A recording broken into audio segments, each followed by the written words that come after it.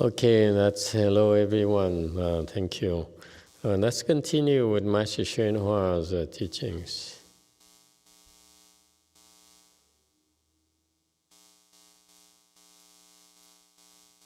一个挑起，我香港有个西乐园寺，这西乐园。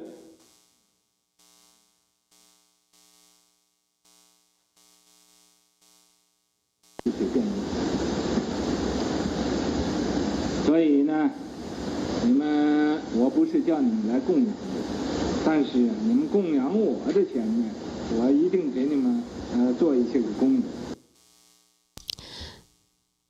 So I am not asking you to make offerings to me, but the money you offered me, I will for sure create merit and virtues for you.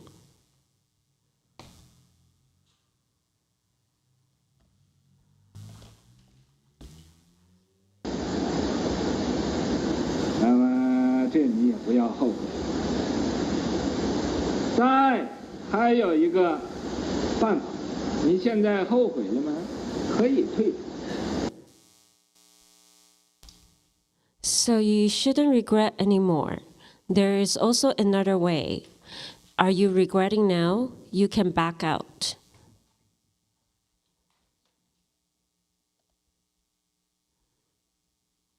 你现在说我不皈依了啊，已经皈依这么久了，我要退出去，也可以。 Now you can say, I don't want to take refuge anymore. I have taken refuge for this long. Now I want out. That's fine too. 已经皈依的，你要退，我也批准；没有皈依的，要退出也批准。我这个是OK 的。 People who already took refuge want out, I approve. People who didn't take refuge want out, I approve as well. For me, everything is okay. 所以呀，我再告诉你们一个消息：我香港有个西乐园寺。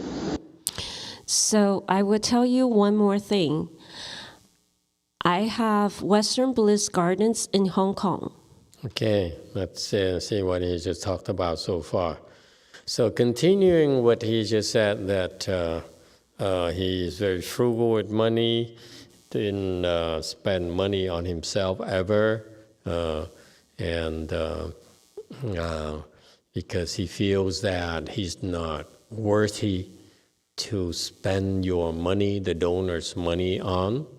So he says he's doesn't feel he feels that he's not entitled to it. He's ashamed of himself or his unworthiness, and therefore he's not asking us to make offerings to him, all of us. Okay, you meaning all of us.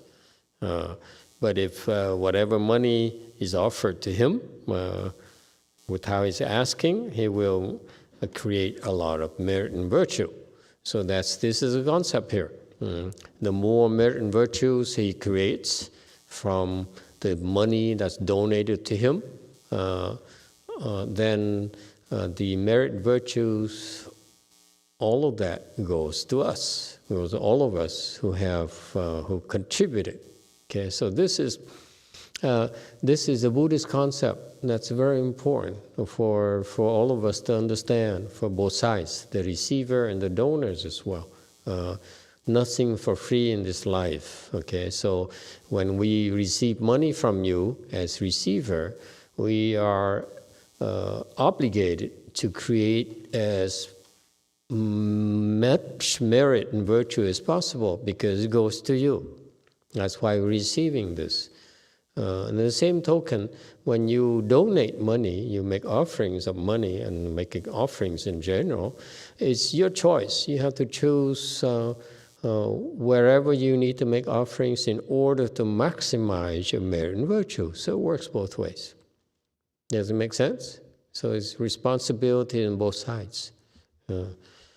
He says, for my part, he says, I will myself will make sure that to try my best to create, to do a lot of good on your behalf with the donation I receive.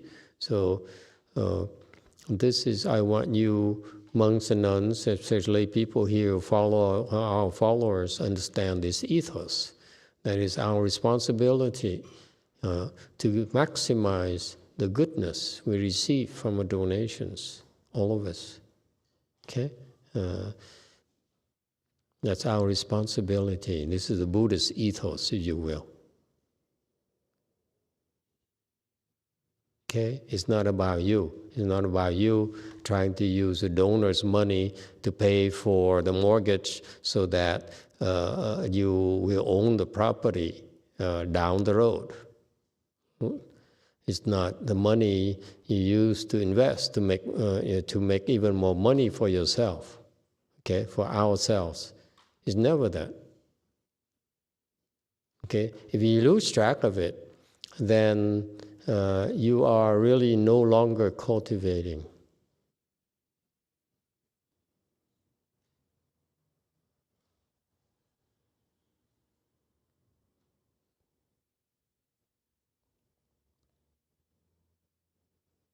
I encountered such a person in Korea in my last trip. I was very, very disappointed. I always knew about that.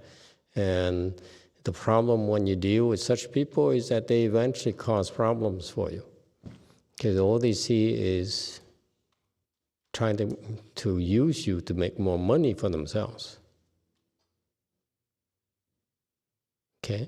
And that's destructive to Buddhism. It's destructive to the Sangha in general as well.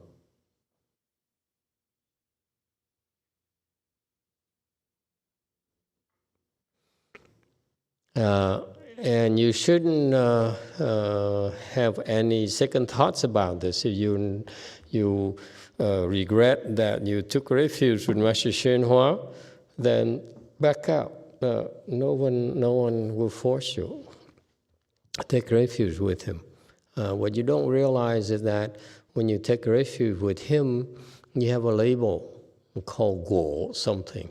Okay, the Guo there carries a couple of things. The Guo there gives you the label so that the non-Buddhists, especially your ghosts and yours, and the troublemakers who are out to look for you, they have second thoughts about it. They're a lot more careful because they know that they're messing with the disciples of Master YongHua. Okay? But them being stupid, being ghosts and spirits, they're stupid anyway, so that wouldn't stop them for very long. Okay? They will continue to do their stupid things. But in the back of their mind, they always, I'm messing with his disciples. So, it helps a little bit, if you will. Okay.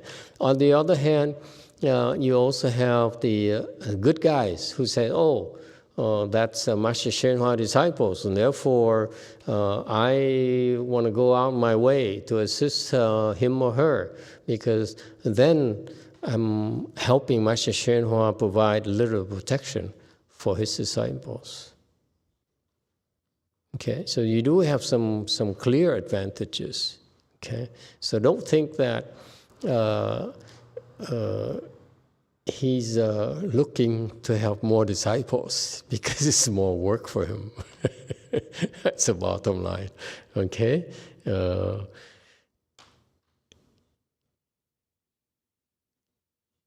And if you feel that you don't want to be his disciple anymore, no problem, back out. Okay. And in Buddhism, there's refuge. Even though in the ceremonies, I'm a Buddhist disciple forever. I keep precepts forever.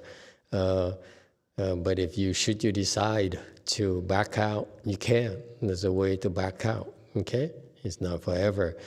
We in Buddhism, we are not here to entrap you or make you commit to something that you don't believe in anymore, okay, for whatever the reasons. And therefore, you can back out anytime at all, okay? There's no problems at all as far as we are concerned. Way Mountain, go ahead. Hi, Master. I had a question. It's off topic, but so the other day I was meditating and my thoughts started to clear, and I felt like I weighed less, like I didn't, like I let go of a certain type of mass of energy inside my body and inside my head. So I had a question: are thoughts are they a form of like mass, like matter, like the physical world is?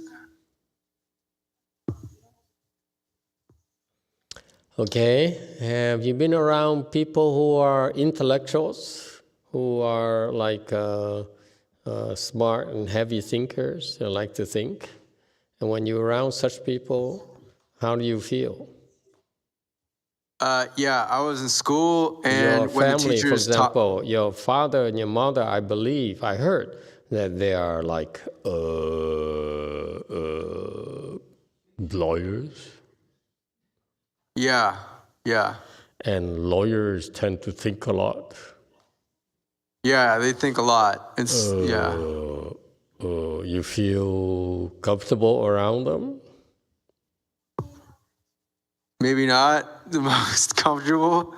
They don't listen to these lectures, right? These instructional talks, right? So you can speak freely.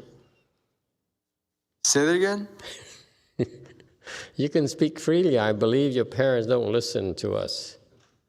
No, not at all. Very No. good. So let's just to make sure that we all understand you're speaking freely. So when you're around people like your parents, you feel that like your head is heavier, maybe? I don't think they affect me quite as much as maybe when I was in school. The professors, they talk a lot, and I got really tired and confused a lot of the time when I would listen to them think a lot.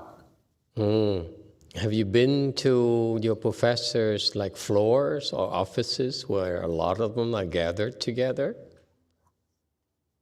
No. Yeah, I think so. Yeah, I mean, but I haven't been in school for a long time. Oh, so you don't remember. What I remember is when I went to those department offices where lots of professors are. I walked in there and I didn't like it. I wanted to leave because they think so much. They're trying to outsmart each other. They're trying to impose their intellect or their superiority, superior intellect on each other. That's my impression. So I never liked any of such offices. I find them to be boring, childish. Okay? So the point here is that when people think a lot, let me tell, I cannot tell you that they are weighty or they're heavy and they take on certain physicality. But I can tell you that when people are intellectual, when people think a lot, when people do a lot of what we call mental processing, they're very unpleasant to be around. Anyone disagrees with that?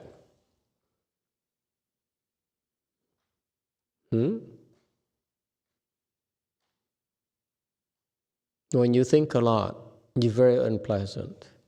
When you process a lot, you're very unpleasant. When you are scheming a lot, you go near someone, you're not a pleasant person. Yeah, I can sense it, a few feet away, not 100 miles away. Yes or no? The truth of the matter is that people who process a lot, who think a lot, especially people who are schemy, when they come near us, we don't like to be around them. We don't want to talk to them for very long because they're unpleasant.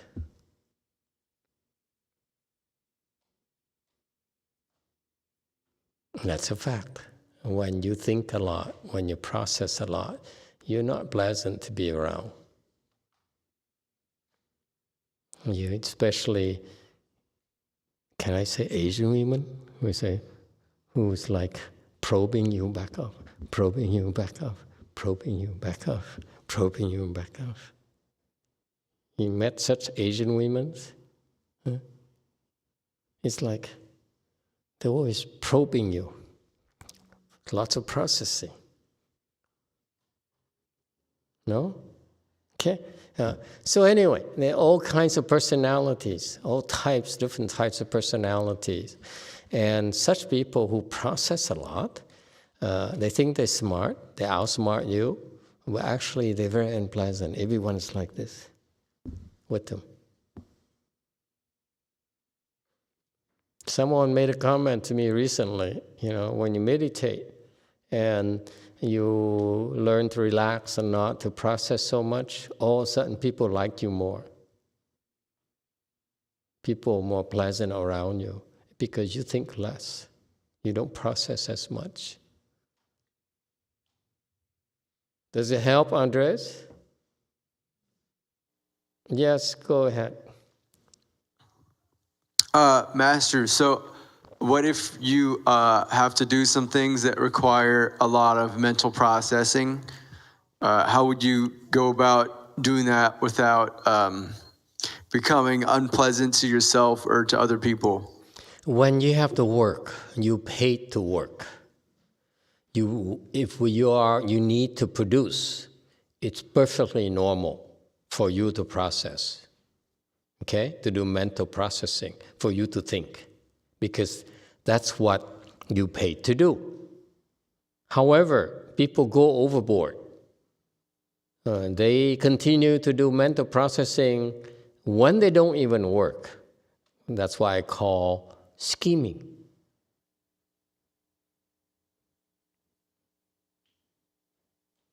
Okay, so my answer is that yes, when it's time for you to work, it's perfectly normal to think, okay?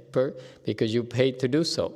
And you're supposed to learn to drop it, not to think when you're not working. Does it help? Okay, continue.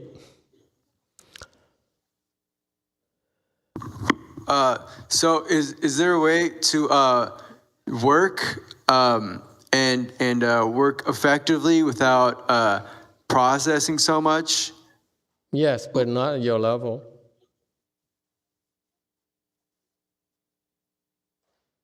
At the high levels, people don't process as much. Okay, for you, the only way for you is to keep on processing and processing and processing. Whereas typically at a higher level, those people work differently. They work a lot more efficiently than you do. So therefore, I cannot tell you it's possible at your level. Maybe at higher level, you continue to improve, and someday you understand what I mean. Okay, the rest of Wei Mountain also has questions. Thank you, Master. Of course, I have no idea about the type of Asian woman you're referring to, for the record.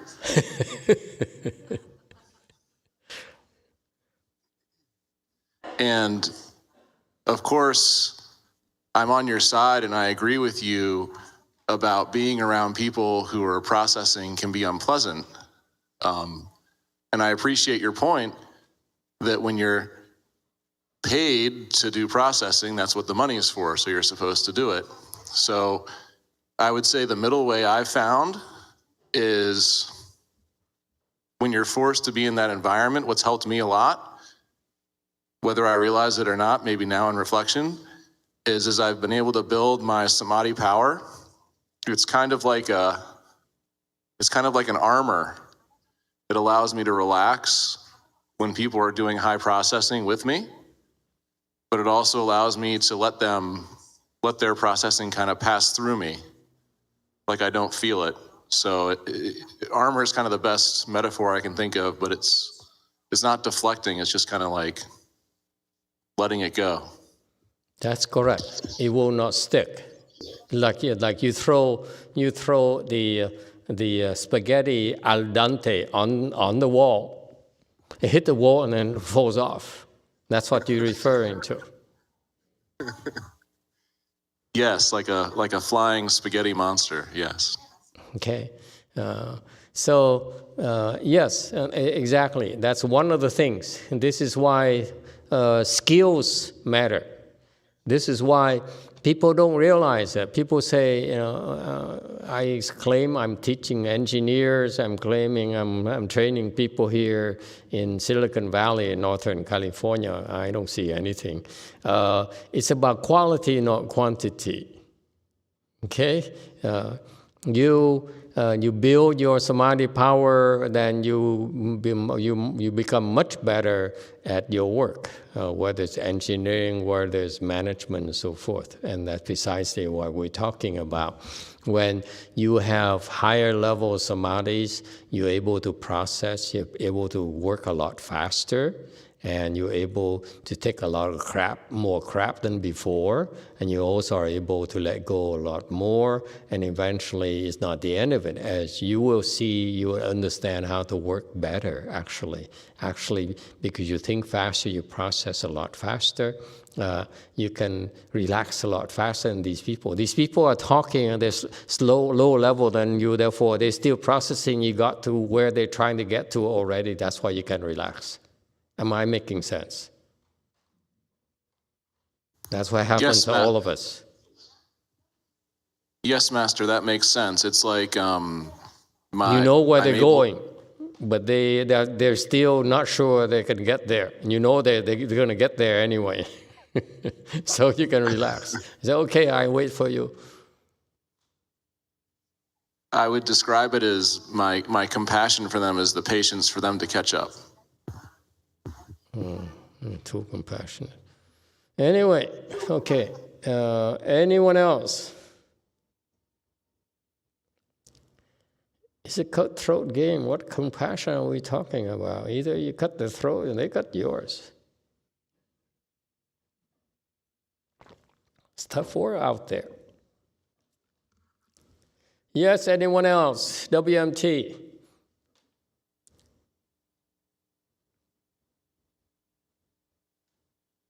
From WMT Apple, I had to stop being friends with 1 to 2 people because of too much scheming.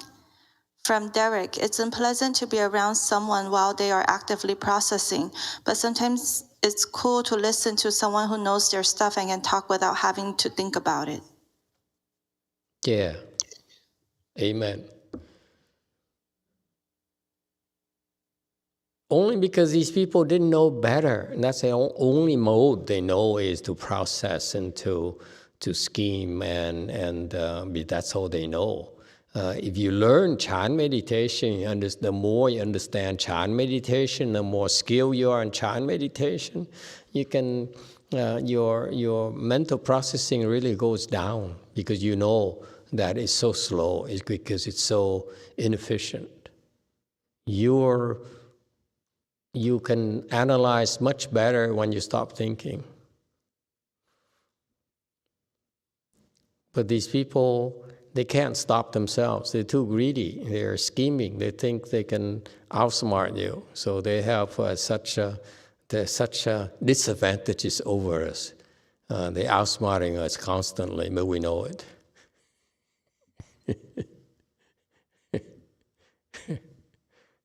But they're not getting what they want. You can outsmart me, but I will not do what you want me to do. There's a difference. Wei Maung. That's Master, a difference should I in wisdom. Recitations in the morning, or the ceremonies by myself? Come again? You know, the recitations of the morning ceremony, should I recite it as a layperson when I can't come to the temple, and at night too? Absolutely. You can play the recording and you can recite along. That would be better. Okay? Play the recording. There is a recorder and you could play it and then recite along. Don't try to do it by yourself. It's much better for you to recite along with a recorder, especially our recordings. That's a secret. The morning and the evening one? Yes. That's fine? That's a Okay, thank secret. Anyone else? Okay, let's continue. More? YouTube, go ahead. A Korean person said, my story processing to improve myself and my idea. She processes or he processes to improve himself or herself and their ideas.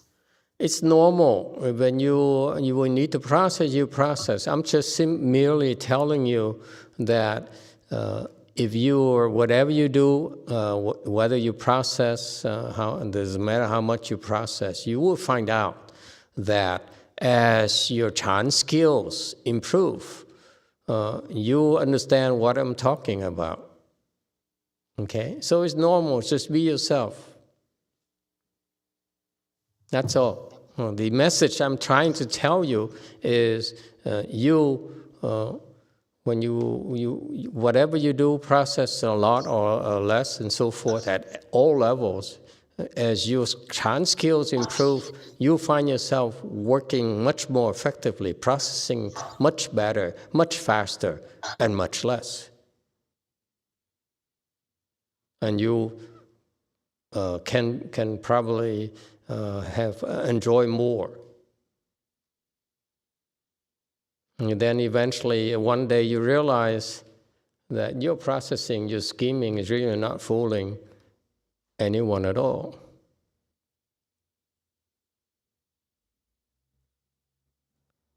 You too. From WMT Apple, should we continue to recite morning and evening ceremonies during the Chanqi? If that's what helps you, sure, why not? Again, follow a recording. Do not do it by yourself. I used to frequent a monk who was a novice at the same time as I was in the Master YongHua. And he left the association like I did, and went out on his own, found his own teacher and so forth. He came back here in the States. His family bought a house for him, and so he had to practice by himself. What do we call that? Hinayana. Okay? And he's very, very serious about it. He says, I only want to cultivate. I don't want to do anything else. So he practiced every day, 5-6 hours a day. And in the morning, at 4 or 5 in the morning, he would get up and do the morning recitation with the CTTP's recitation, morning recitation. I used to go to his house to run away from Lu Mountain Temple. Sometimes, some of my disciples, Lu Mountain was just too much, so I had to run away. Okay, too much processing. Too much pressure, you know what I mean? Okay, being around such people, oh my God, it's too much. So I would run away. Okay, so I would make excuses. Can I come and see you and practice together? And say, oh yeah, all right. So he come to him, and then I stay over. He would cook for me, eat had lunch, and then he said, okay, it's my time to go. It's exactly 1 p.m. Or whatever, and he would do his 5-6 hours. It's religiously, if you will. It's very impressive. So I stayed overnight, and sure enough, 5 o'clock, okay, he got up and did the morning recitation. Okay, I was very impressed with it. Okay, this is dedication, guys. Okay, I'm not as dedicated as he is. I mean, God. And he would play, I'm telling you this is from personal experience, he would play a tape, the morning recitation that most of us rejects from the Master YongHua, the organization, would have. Back then, they have a lot of these things on cassette tapes and so forth. This is a long time ago. And so he would play the tape or CD, whatever he used, and it was, and I was impressed. I said, wow, it's his house is like 4 bedrooms. It's empty, okay? I think he was planning on renting it, but he realized that he didn't need the rental money, and the family supported him so well, so he didn't need any money. So I said, why should I put up with people, for a few $100s a month? What for? So he had the whole house for himself. So the living room is his Buddha hall. So he did the morning ceremony, and my room is way in the back. I could hear everything. Okay, soundproofing is not high priority for this building, these houses. Okay, and I said, wow, this is interesting. 5 o'clock, he would get up, and then they finish the morning recitation, and then take a break, and then do the next recitation, which is according to the schedule of the CTDB, and you meditate, and after that, you recite the Avatamsaka Sutra, the chapter 40, the universal worthy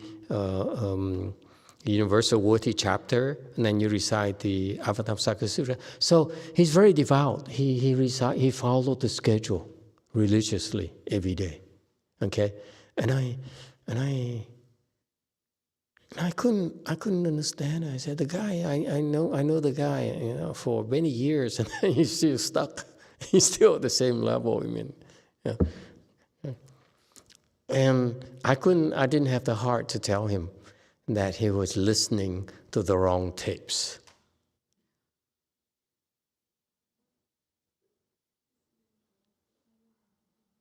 All those nice morning recitation tapes that's online there, or they circulate around, they sound very nice, okay? But guess what? The samadhi level is not there.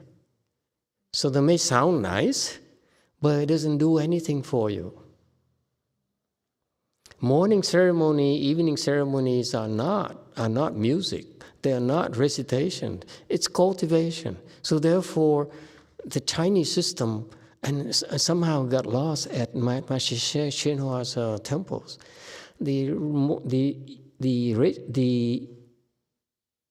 The ceremonies are very important in the Chinese system because number 1 is the abbot, number 2 is a Weino. In terms of Kung Fu, usually back then in Master YongHua's time, the abbot is highest level of Kung Fu. Okay, you don't get to be an abbot unless you're the highest level of Kung Fu. Period. And then the Weino is number 2, and the Shou Zhong here, the first person here, the man here, the monk here, is number 3. You know that? Usually, typically, 3, 4, something like that. This guy and this guy, these people, the big woodfish and the Weino are very high level Kung Fu. So that when they recite it, it's so precise, it's on. And because of the Kung Fu of the Weino, okay, everyone in the audience benefited except for the abbot, because he's an abbot. Okay? So the point here is that when you attended the Chinese ceremonies, I know it's not the case in Korea anymore. I went to many Korean temples, Okay, I went to Taiwanese temples, I went to Vietnamese temples, I went to Chinese temples, so forth, Sri Lankan temples, I went to CCTV temples, and so forth. Okay, and it's lost. Now they circulate these tapes that sound good, but they have samadhi is like, it's horrible. When I was a novice, I was fully recently ordained. I traveled to Taiwan at a temple where they have 2 monks living in a very, very nice temple together. And so we did the practice 行脚, 脚行, whatever. So we walk around a lot the whole day, 9 hours a day, and then we stop by temples and we stay overnight. We ask for permission to stay in the temple. So it's sort of like back then doing pilgrimages, you will. Okay, and in the morning we get up at 3 or 4 in the morning and we did the morning ceremony. Okay, so these two monks would come out and did the ceremony. Okay, so it's like 2 temples kind of, see who's better, that kind of thing. It's kind of cool, okay? So even then, you don't realize, even then, this is what monks and nuns are supposed to do. That we knew each other. So they recited, so the monk, they recited, and the big witches have recited, they say, okay? And I listened to them and said, this is boring. See, and back then, when I was younger, I liked to show off. Okay. You ask the CCTV people, he likes to show off. He chants well, he's loud, he walks around barefooted when everyone's wearing socks, and so I was barefooted. I like to show off. That's me, okay?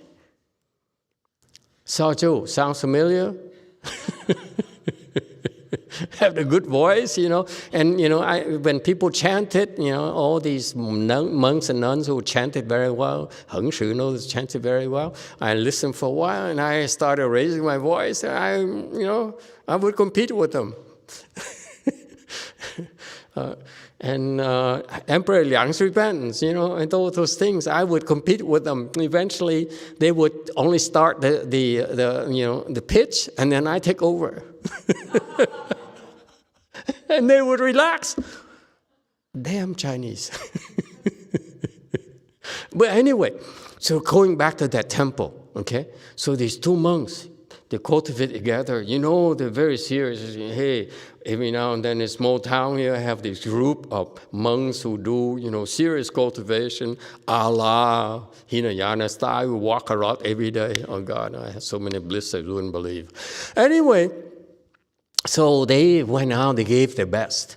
And everyone also said, yeah, okay, here we go again. So after a while, I couldn't take it anymore. I had to show off. So I started, in morning ceremony, we do Shranga mantra. Okay? So at CTTB as well, when we recite Shranga mantra, I was very loud. Okay, I don't care who recited. Okay, I was very, very loud. So I started raising my voice, and then I overtook them. And they liked it. So we finished the morning ceremony. They were impressed. Okay, they're so impressed. Because when you recite, you enter samadhi, the sound is different, and the rhythm is different, and everyone wakes up. This is why the recitation in the morning is very important, because we're sleepy and you do it well, you wake up, okay? You perk up and you have energy for the entire day. That's what Master Shua talked about. But none of them did anything. They couldn't understand it. So anyway, they were impressed. They said, wow, this guy's good. Okay? And our group, 20 of us, we're so proud. Yeah, look at that. And there's 2 monks. They're so impressed. They couldn't do anything. So after at 5 o'clock, after we finished the morning ceremony, we all went back to our room. This guy, the abbot, went out. Okay, the Chinese temple, they have this big bell, and they would chant, that morning verses, whatever, and he would chant it very loud, and he played the drum. He played the praja drum, like the Vietnamese call it. It's beautiful. Okay, the way he hit it is just like he is possessed of something. You can tell he's so good. And I had to wake up and say, wow, this is good. No one plays drum this well. So after he's done and we went out, we got together for breakfast, he looked at me and said, you like it, huh? What do you think? So this is what we do. My point here is that this guy here, ex-disciple of Master YongHua, my generation, he followed the ceremonies by the CTTB nuns. Okay, 5-6 hours a day. Ceremonies, it's Great Compassion Repentance at 12:45 after lunch. Okay, until 2 p.m. and then take a break a little bit, and then he went on and recited the more sutras and so forth. It was very, very serious cultivator. But for all these years, I came to him and said, how come you're not making progress? Okay, you're hardly making any progress at all.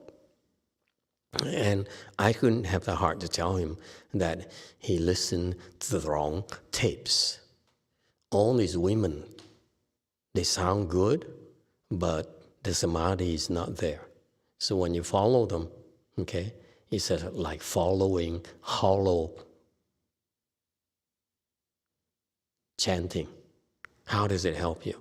You don't realize in our ceremony, it's the Weno, okay, who is a key person, okay, and the woodfish, another key person, that when you follow the ceremonies, they're supposed to help you in your audience. Okay, it's lost nowadays in the Chinese system. They don't get it anymore. They now, young people listen to, what's good, and so forth. They miss the point completely. Go ahead, you two. From Go Forest Apple, if I contribute my time and donate to the temple, how can I pass on the blessings I have received to my family, like my husband and parents? Thank you, Master. You do the transference. Teach her the transference at night. You do a transference, and after the transference, say, okay, well, all these blessings, I also like to give to my husband and my family. Okay? Go ahead. Yes, 3. A Di Đà Phật, thưa Thầy, con do ceremony in the morning, but con sit down. So should I just, get up and do it? Sitting down is okay. Okay. What you do is when you're at the temple, you should follow the temple style. When you're at home, sitting down, cross your legs is okay too. Okay. Anyone else? Okay. So nowadays you circulate all these ceremonies and they're crap. They only sound good. They're hollow sounds to me. Ceremony is supposed to help you enter samadhi, not just make it more pleasant for you. Wei Mountain, go ahead. Thank you, Master. Waking up and chanting the Shurangama mantra, I think, has been my favorite recitation since I've started cultivating. Is that a regularly scheduled mantra recitation that happens outside of Fo Chi, or is it just for special events? We do it every morning at 4. We do the morning ceremony at 4. Every day, supposedly. I guess that's why it was the first time I ever heard it. Yeah. Well, I'm glad you enjoyed it.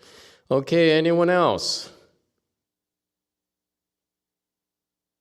So that's why that's why, Xienan, it's funny, Xienan was a lay person. She came to our temple, and of course, being Korean, she looked down upon us, okay, as inferior. And then she went to, a lot of morning ceremonies when she could. And then she traveled, and she went to Master Hsuan temple. So she said, I don't like their ceremonies at all. I said, what are you talking about? They chant better than we. They've been doing this since forever, and this is all they do. They do a lot of ceremonies. And she says, but they're horrible chanters. I said, nah, you're biased. You Korean people look down upon everything, including Chinese. But then it's true. Later, it's true that in general, they lost that already. They don't have that anymore. They don't understand the importance, the responsibilities of the Weno and the Yezhong anymore. The Weno and the woodfish, the big woodfish. They're critical in the ceremonies. Okay, continue.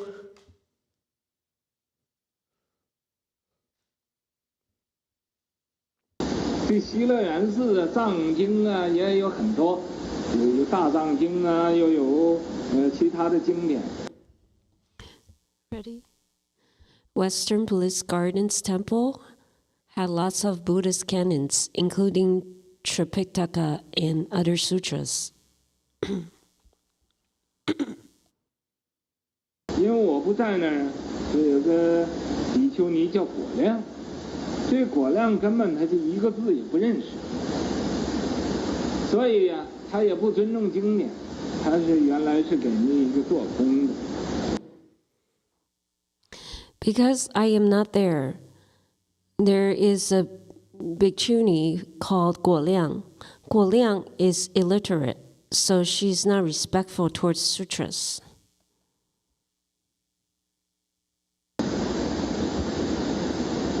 他在香港西乐园呢，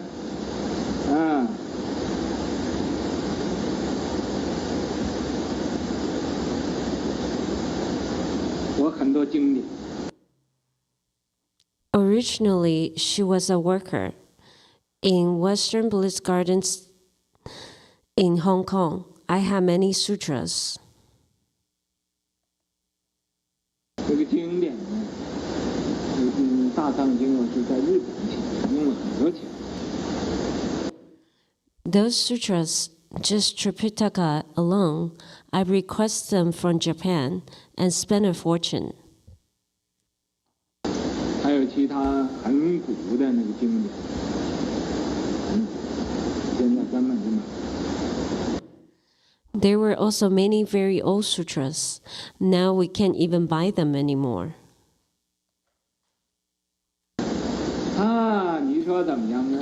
他把所有这个经典呢都不要了，送到佛经流通处去，就送到最亮的那个地方去。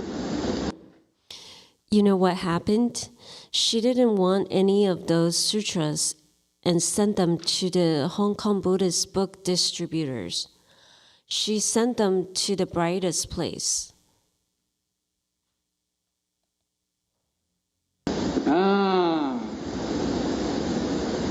今天这个谭居士告诉我，说我不敢告诉你，我告诉你，你一定会发脾气闹。Today, Laity Tan told me, I don't dare to tell you. If I tell you, you will for sure get angry and scold.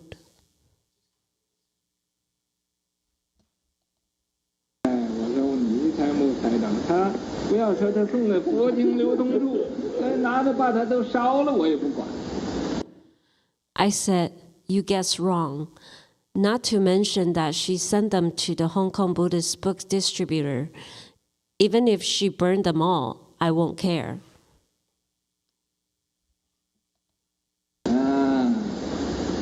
这个，我现在呀，我说我现在这个，你这现在这个师傅不是过去那个师傅。Now, I said, "Your master now is not your master from before." 过去在香港啊，常常发脾气，常常闹人呢，在这儿你就怎么样子啊，我都不闹。 In the past, in Hong Kong, I often lost my temper, often scolded people. Here, no matter what you do, I won't scold people. Now here, is it scold or Scold. agitate?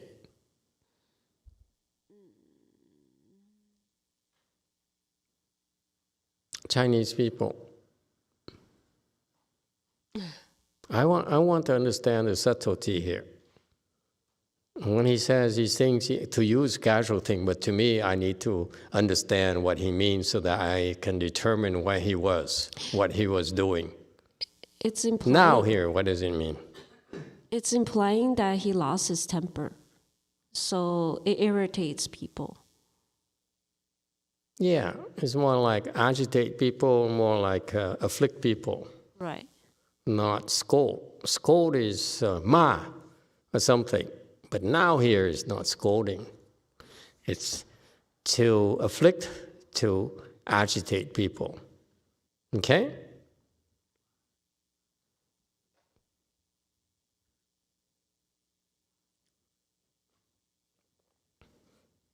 There's two of them.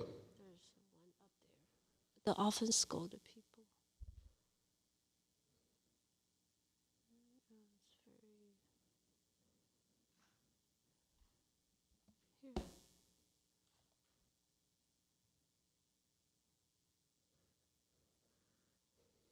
Agitate.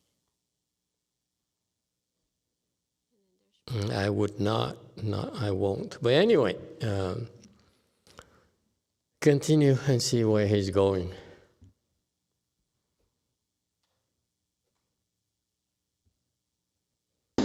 虽然不闹，但是心里头也不太高兴。这种的徒弟，啊，太无知识了。 Although not agitating, I am unhappy inside. These kinds of disciples are too ignorant. 我希望你们美国这个徒弟啊，无论认识中国字不认识中国字。 I hope you American disciples, whether you can read Chinese or not,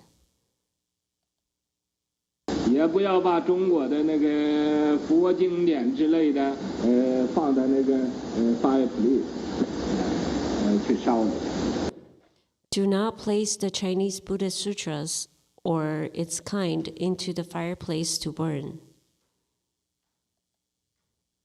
那么以后，无论英文的佛的经典是中文佛的经典，都要特别注意。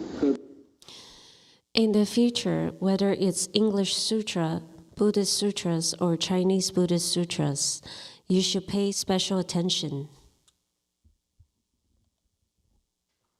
也要保护，不可以随便的就把这个经典呢毁坏了。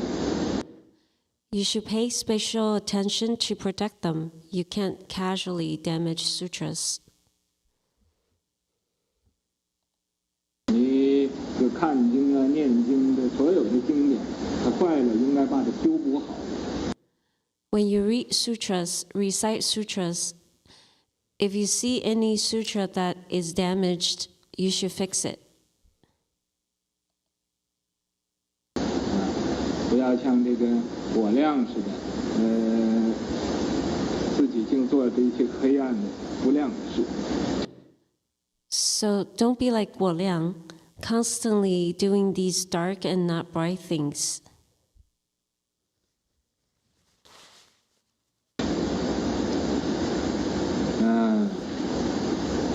这个样子，所以呢，你们各位对这一点要特别注意。 So all of you should pay special attention to this. 因为我在香港也很马虎的，他不认字啊，我也没有对他讲这个经典的怎么样重要法，所以。Because I was very lax in Hong Kong because she was illiterate and because I didn't explain to her how important the sutras are.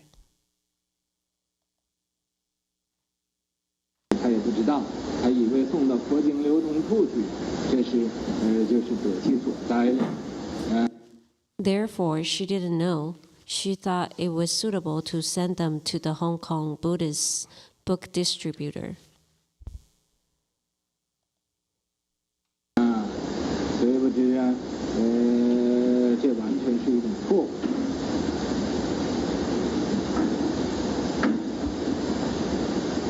批评是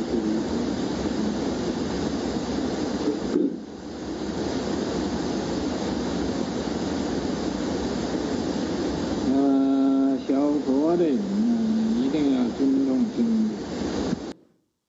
Not knowing that it was an absolute mistake, people should study Buddhism. People who study Buddhism must respect sutras.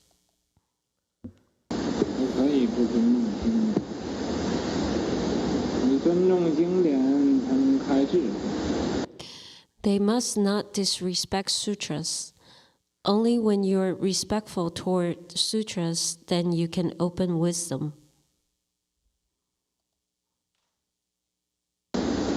就是甚至于啊，我们做的发笔啊，做的什么，都应该要很注意。 Even if the flyers we made, whatever we made, we should be careful. 不要随便马马虎虎就把它放到那个火里边烧，这是很要紧。你要说 Don't casually burn them in fire. This is very important. 这种事情呢，将来呢就是会一生比一生愚痴。 If you do those things, damaging sutras, in the future, you will become more and more stupid each life. 刚才我说这个总量，为什么他这样愚痴？我告诉你们，少少这种因缘。 Okay, stop. Just- YouTube question. Master, I checked the dictionary. Now is to make a noise to stir up trouble. Yeah, not scold, but troubling. Okay, cause trouble or agitate. Okay, I didn't know what I mean, but I didn't know the exact word, but I think that's what he meant. But thank you for checking in the dictionary. Okay, let's go back to here. I want you to know that the way I learned Buddhism at Master Hsu's temple is like this.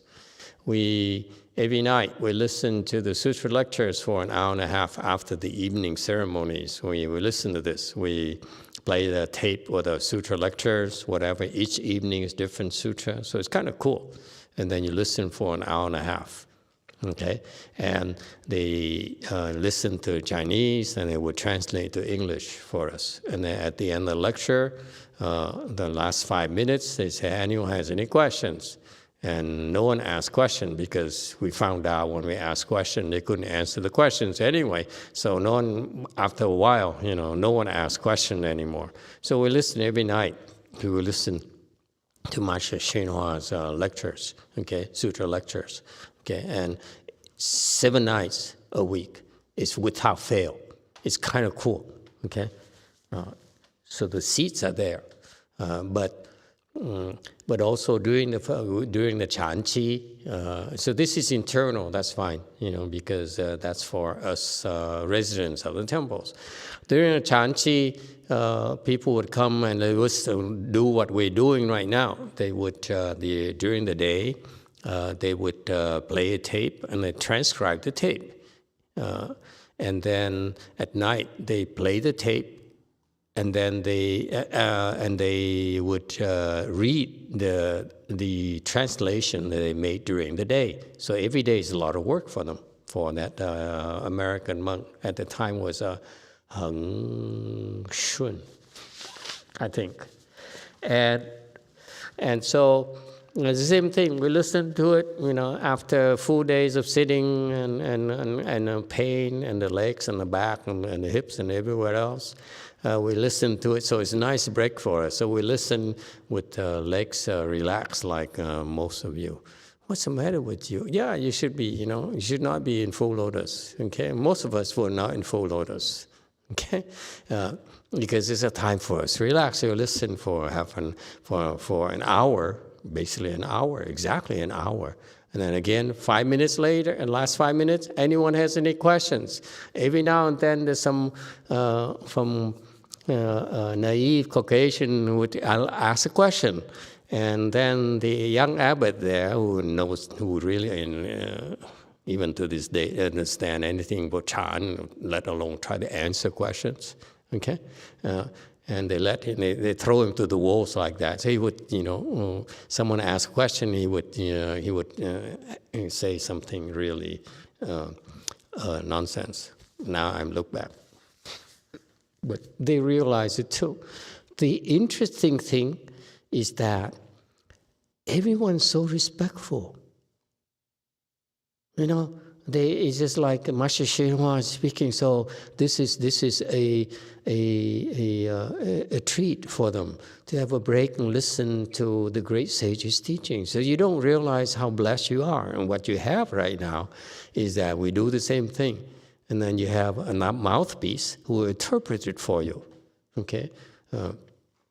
And what's amazing to me is that how the Asians would not dare ask questions to him when he was alive, because in those tapes, no one asked questions either. It's weird. And that's why you understand from that generation, my generation, to your generations and future generations, there's a disconnect.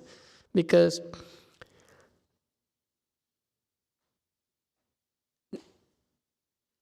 we're supposed to ask questions. If we don't ask questions, how do we know? How do I know where you come from? How do I know how to explain things that will make sense to you? It's weird. In my generation, if I were there, I would have asked him questions myself. I wouldn't have not waited. I would naively asking questions to his disciples, and they kept on giving me answers, so I stopped asking questions, which compounded the problems. Okay. So anyway, so you first of all have to appreciate what we do for you is that we allow you to plant the seeds of the sage's teachings, which is you cannot tell the difference between him and the other teachers out there, the more popular teachers out there. This is like Vajra stuff. The other is like dirt. If you want to compare the differences, okay? The relative differences, if this is Vajra, the other guy is dirt. All of them.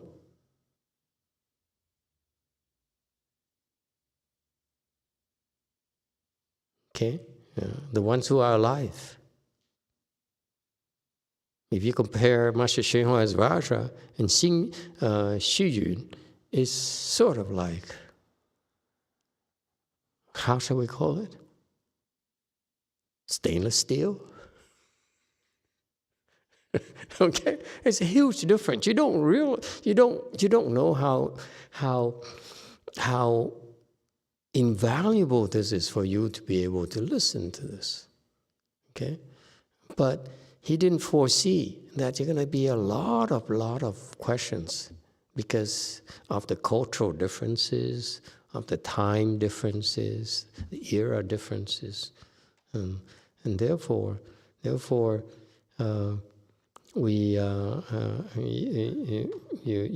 hope you appreciate this in the future. After I'm done, and you say, "Oh my God, who's going to explain for us now?" for your generation, and the next generation. Go ahead, you two. Oops, sorry. From Bante Varapanyo. Yes. My sincere question is, who is the current patriarch in America? Can you point to someone who is walking the path of the ancients without secondary thought and has teachings accessible in English? I know who that person is, but I'm not going to tell you who he is. Because why not? Because he doesn't want to announce himself. Who am I to announce him for you? Sorry, I can't tell you. Bante will be here for lunch at 10:40 tomorrow. Good. Okay, now, so he's talking about this old disciple of his. Okay, he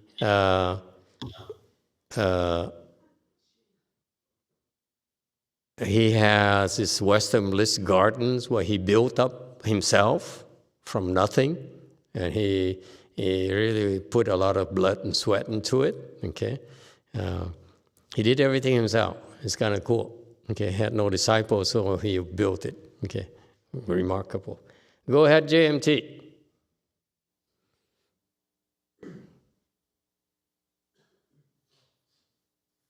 안녕하세요. 질문 있습니다. 아까 그 선화상인 법문 중에 경전을 함부로 불태우거나 버리면 안 된다는 얘기를 들었는데 한국 절이나 한국 불자들이 가정이나 절에서 그런 더러워진 경전이나 그런 걸 처리하거나 혹은 49제에 마지막에 돌아가신 영가분들을 위해서 그런 경전을 태우거나 하는 일들이 있습니다. 오늘 이 법문을 듣고 그걸 다시 들으면서 이런 일이 있을 때 어떻게 하면 될지 그리고 이제 프린트 같은 거는 간단히 경전의 이름이나 부처님의 이름이 있는 것도 함부로 하면 안 된다고 들었는데 그럴 땐 저희는 어떻게 하면 될지 궁금합니다.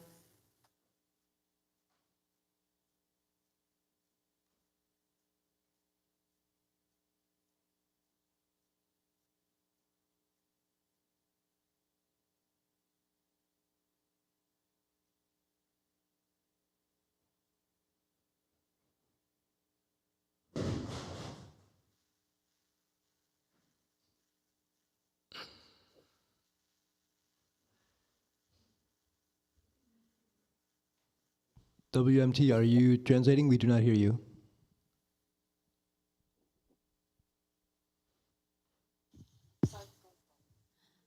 Hi, let me start it again. Hi, Master. I have a question. After I listened to Great Master Shenhua's talk about burning sutra or throwing away sutra, in Korean temple or Korean Buddhist, when the sutra becomes dirty, or during the 49-day ceremony for the deceased person, they burn sutra. And after listening to the lecture, I'm wondering what can we do? And there's sometimes the prints that has the Buddha names, and they also burn those. And what can we do about this? You've been burning sutras?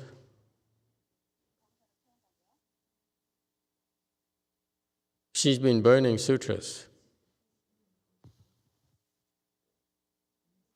That's Yes, we did. So both you and your master will become stupid, according to Master Shenhua. This is not a prediction, not a condemnation. This is what he'll say later. Okay, in those slides, one of the slides says, if you burn sutra, you disrespect sutras. In the future, you'll be stupid. And he didn't say if you burn sutras, you're destroying sutras. Then it's even worse than being disrespectful to sutras. You will become stupid. That is after you fall to the hells. Okay, it's nice to know you. All right, go ahead, Wei Mao. So what are you supposed to do? It's too late now. Why do you ask? Master, during the next time when you go to Korea, and we don't have the lecture, can we replace your tape just like Master YongHua Temple that they replaced his tape? I don't know what they're going to do when I'm not around. I don't care.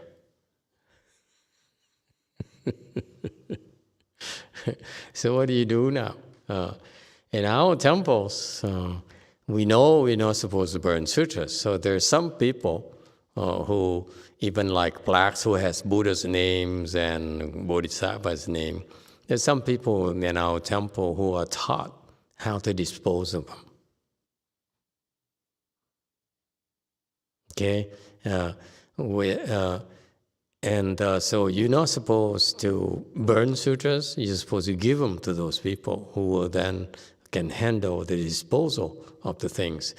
And fortunately, in your case, first of all, it's too late. Number two, in your case, give them to Master Z, okay, who will be taught how to dispose of those things, if it's not too late yet for him. Okay? JMT still has a question? It's pretty serious business. If you burn sutras, you burn those things that has Buddha's name, Bodhisattva's name. It's a pretty serious offense, by the way. Yes, YouTube. From WMT Apple.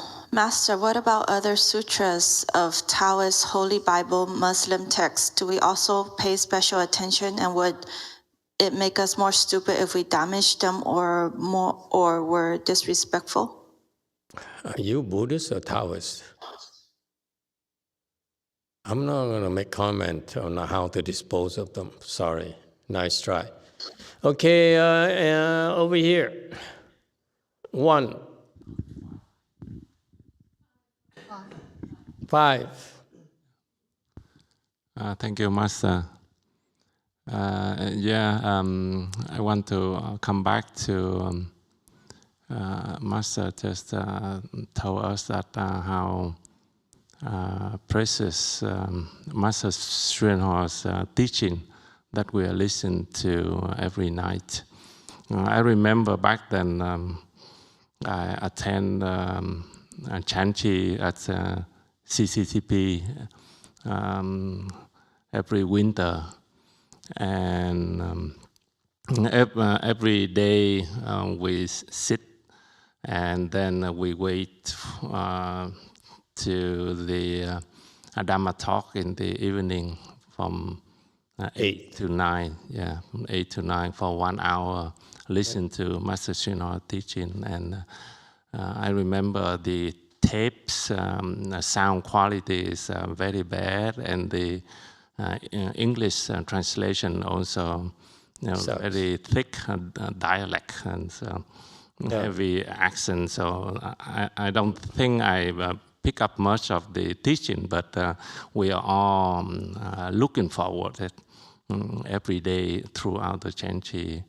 And back then I remember in order to listen to the tape for about 1 hour a day without any chance to ask questions or so, we have to endure the cold, very cold at CTTP in the winter. Yeah, they're real cultivators. Yeah, and they're not like warm and comfortable like you. Yeah, not like here. Is the building is everything, very cold, and we have to wake up about 3 o'clock, 3:30, and we have to walk several hundreds, a couple of blocks from the building to the monks' building. They call it's very cold. Very cold in the winter. Yeah, and there was surprise that only a few lay people were there, because after Buddha's recitations, Chi, 4 Chi, then most of the lay people and the left home people left the CTTP. Only a few stay back, and I remember I stay in one room in the whole building. There are only 2 or 3 people in the 20 rooms, and I was so scared at night, because they have a lot of crazy ghosts. Yeah, crazy ghosts there. So it used to be a crazy people hospital. Yeah, insane people's asylum. Yeah, and we endure the pain, endure the scaries and everything just to go there and sit and in the cold, very cold. Very cold, yeah. And you have a wood fire at the basement, and whenever we have a break, we run down there to the basement. And if they hit when you hit the bell at the beginning of the sit, you come late, you locked out. Yeah, it's very strict. Very strict, and actually, master amateurs like we are. You sleep and you snore, and you sneak out and eat something and drink something, and no one dare say anything. Over there, they're very Chinese. They took it very seriously. But none became enlightened. You come there and join the chanty and feel, you can feel the atmosphere that people is. And the few Caucasians who came, the few non-Chinese who came, they never came back. Yeah. Listen politely, say, too Chinese. And we are very lucky here that we have Master Shinhua teaching, and Master even stop any time that you raise your hand and have a question. And back then, if you have a question, the abbot will tell you that wait until the end. Yeah. Wait to the end, or come back tomorrow. We may have the answer, or come back the day after that, and maybe a few days. You have to show your sincerity before they answer your question, and that I remember. But it was a lot of fun. It gave me a good start until I met our. Well, you see, you have to endure. This is the Chinese style. You have to endure the hardship, and then maybe you'll be taught. Okay? And this is why it's rather difficult for Westerners to have to endure first.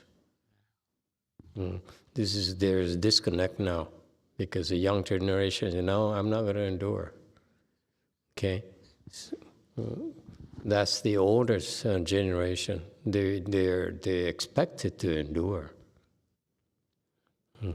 And you endure here. You endure a lot yourself. Okay, so you're different. But the new generation, they're not like this. YouTube. Oh, you have a question here too? No? Okay, YouTube. Hi, Master. There's a YouTube question, and the question is, I heard that if the translation is poor, especially for the sutra, and you advise do not read those sutra, is it okay to throw away those sutra, or is that a bad thing? It's you don't throw it away. You dump it on the temples and let them throw it away. Do not throw away sutras, okay? Best yet, you come to our temple and ask us how to dispose of them. That's the least trouble. I don't want you to bring it to other temples and get the other sunims in trouble, okay? Seriously, you need to dispose of it, bring to our temples, okay? We'll help you. It takes special handling that you cannot take it casually. It's a very serious thing. Okay, it has grave consequences, a lot more than you realize. YouTube, go ahead. From Brady, isn't asking questions one of one's advisors sort of frowned upon in the Asian culture?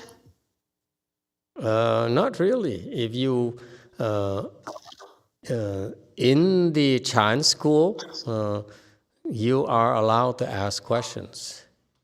I don't know what happened recently, but it seems to me that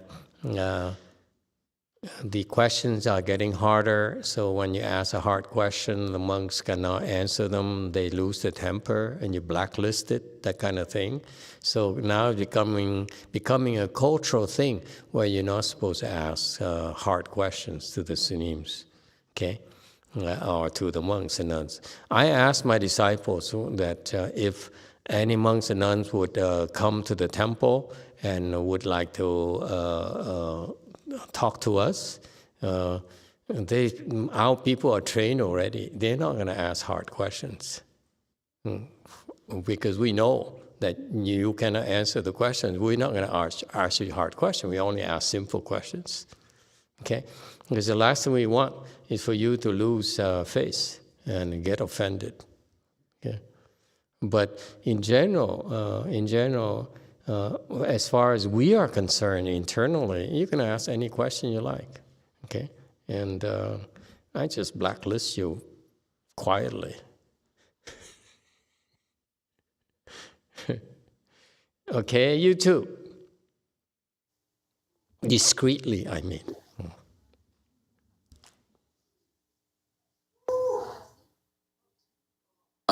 This question is from Bhante Verapanya. Yes, hello, Bhante. Master, can you explain about the idea of intentional adversity, such as making the decision to be trapped in a certain place for a certain period of time? Is this not particularly contrived? I need more information. For example, give me some specific cases where a particular person in a particular situation did that. It's called intentional trapping, whatever. Okay. Otherwise, this is a theoretical question that cannot be answered. Okay. I'm not here to speak theory. Theory is from the Buddhas and the patriarchs. I'm here to answer specific questions for you. Because I'm an old patriarch. I don't have the wisdom of a patriarch to give you deep and profound answers. I'm relegated to only answering questions that pertain to you or your disciples. Specific cases, please. Wei Mountain. The reason I'm explaining to you, one reason I will caution my own disciples is that quite often when they ask hypothetical questions or theoretical questions, okay, their own interpretation is off already. So you don't want to answer when they don't even understand what they're asking, okay? And so that's why I encourage you to answer questions only for specific cases, okay? No theory. You want theory, it's, please go to university and go see a patriarch. We know patriarchs. We have blood and flesh people struggling like hell, okay? Not knowing what we're doing, okay? We simply are struggling on our way to enlightenment, okay? So each person is different. There's no theory. Theory is for the sutras. Theory is for the scholars, okay? Patriarchs are supposed to answer questions for you. But since the second guy that I don't like that much is not doing it, I feel compelled to do it for you, which pisses me off. I'm supposed to be retired by now. Wei Mountain question. Thank you, Master. This is Peter asking a question for Peter. Yes. Great Master YongHua mentions that when you encounter a sutra that's damaged, that you should fix it. Would that also be a case of taking the sutra to a temple or a way place, or is there something that we as lay people can do to try and fix the sutra? Absolutely, you can try to fix a sutra. This is back in the times where sutras are very hard to come by. They used to transcribe sutras by hand. So it's very laborious and lengthy undertaking. So you're supposed to cherish the sutras, and therefore you should fix them if they're damaged. Okay. Nowadays it's quite different. So if you can fix them, fine. You can fix them. If you can do a good job fixing them, fix them. But if you're not good at doing that, and you're fixing them, make the sutra look like shoddy or whatever, I would not advise you fix them. Okay? The times are different.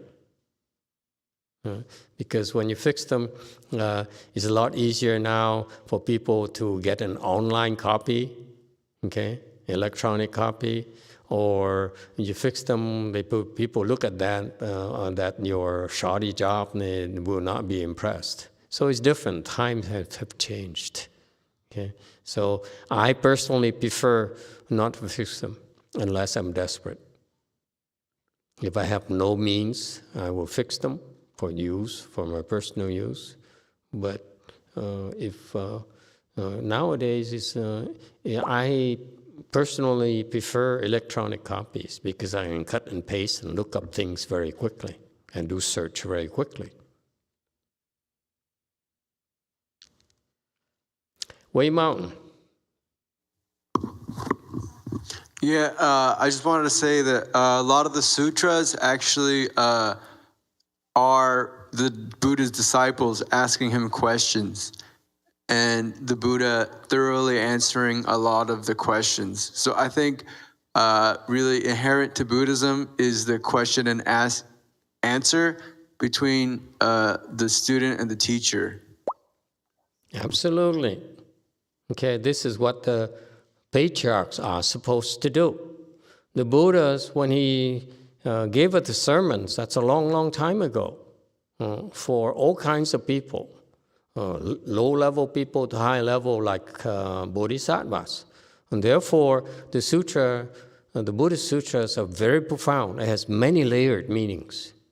Okay, and not only are they many layered, they also are part of this big picture of the Buddhist canon that the Buddha is gradually unveiling over 50 years.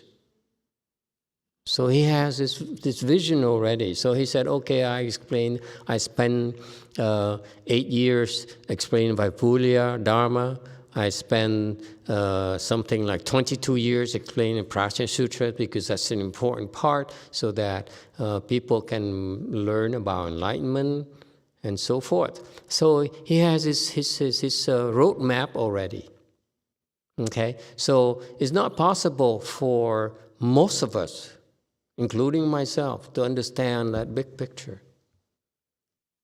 Okay, it takes the kind of wisdom that's so profound that is not available to us. And the Buddha realizes that. So he said, I make a deal with you. After I'm gone, there will be disciples of mine I will designate as patriarchs, whose responsibility would be to guide you. On this path of cultivation. And yes, they will not be able to understand. No, they can't understand everything because they're not Buddhas. Okay? They're bodhisattvas. They're not supposed to understand everything. What they do is what they're supposed to guide you in your practice so that you will become enlightened. That's one of the major undertakings of patriarchs, is to guide people so that they become enlightened. Okay? And that's how Buddhism is spread from generation to generation. Okay? It's not in the books. Buddhism is in you, in each and every one of you. That's where Buddhism resides, as far as I'm concerned. It's not in the books at all because no one understands the books. Except for the scholars who believe they understand it, but they understand zilch, as far as I'm concerned. Okay? They regurgitate words. They don't understand what they mean. The patriarchs are supposed to help you understand enough so that you can make progress and become enlightened. Okay? And once you become enlightened, then you can do your own research and choose to specialize in certain things you wish. That's the way it works. Okay? So that's why I shy away from theoretical questions, because, as I said, you don't understand what the theory is about. You have misunderstanding about theories yourself. Okay? And for you to pursue that path is counterproductive for you, because if you try to understand this state of enlightenment theoretically, it's not possible. We have to bring you there. You have to get there. Getting a PhD is going to help you become enlightened. Not at all. Okay? Because it's a piece of paper, a certification, a recognition from someone who's not enlightened. Whereas the patriarch says, I will give you certification after you become enlightened, because I will certify that you have the wisdom to be able to understand Buddhism, okay, at a deep level. Not just a lot, but at a deep level. And that's where Buddhism resides. Remember, the big picture can only get at by having depth, not by having broad knowledge. Breadth is not going to do it for you. First, you have to acquire the depth. Okay? And the depth is individual guidance. It's not theory at all. And that's why nowadays, especially in a Dharma ending age, people going after degrees, going after knowledge, going after breadth, okay, of knowledge to get your certification, to get your diplomas, is wrong. It's counter the way, contrary to the way the Buddhism is propagated. That's why I'm shocked that my master, because of his background, he still thinks so highly of those diplomas. I think very low of these diplomas, personally. I have no respect for those diplomas, only because I'm stupid, I'm ignorant. Okay?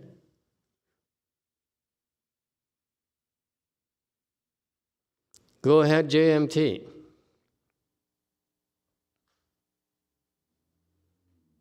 Most patriarchs I know are illiterate. Go ahead, sorry. 아까 경전 관련된 질문인데요. 그 전자로 된 경전, 그리고 혹은 이미지 그런 것들을 삭제할 때 조금 조심스러운 생각들이 항상 들었는데, 그것도 함부로 없애거나 그러면 안 되는 것에 들어가나요?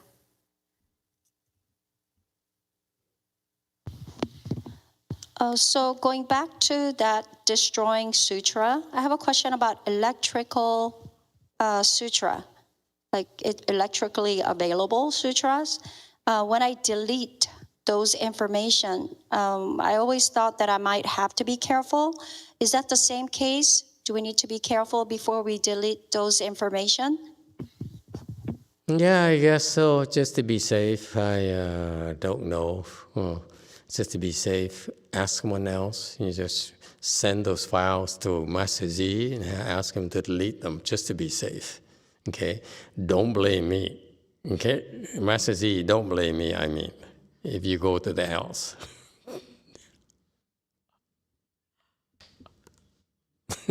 Someone has to take the blame. It's not going to be me. I have important stuff to do. American joke. Koreans don't appreciate it. Too serious. Anyone else? Any other questions? Okay. I used to have this problem. I heard all these things, and just like you, I had so many questions I could not ask anyone. It really used to kill me. I said, my God, every night I have more and more questions. I got so frustrated. And the more I meditated later, those questions came back and haunted me.